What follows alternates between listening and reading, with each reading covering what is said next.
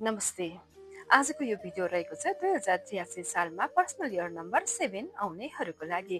यदि तपाईँहरूको यो 2083 सालमा पर्सनल इयर नम्बर 7 आएको छ भने तपाईँहरूले चाहिँ मेन फोकस गर्नुपर्ने भनेको स्पिरिचुअलिटीमा जोड दिनुपर्ने हुन्छ। साथसाथै तपाईँहरूले चाहिँ अब मिलेसम्म मेडिटेसन गर्ने बानीको पनि विकास गर्दा धेरै नै राम्रो हुन्छ।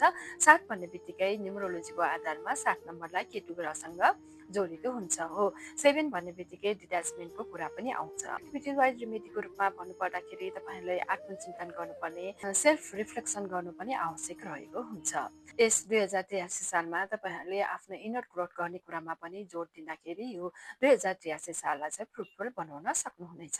केसम्म यस 2083 सालमा साङ्गेत रहने अर्थात् एनालाइसिस गरेर मात्र बोल्दाखेरि तपाईँहरूको यो 2083 साल फ्रुटफुल हुन जान्छ।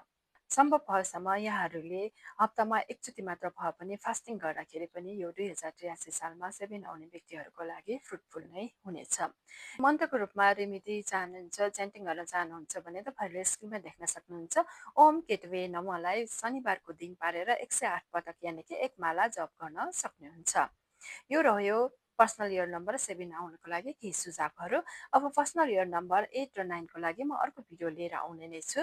फलो गर्नुभएको छैन मलाई फलो गर्दै लाइक, कमेन्ट र सेयर पनि गर्नुहोला। Thank you.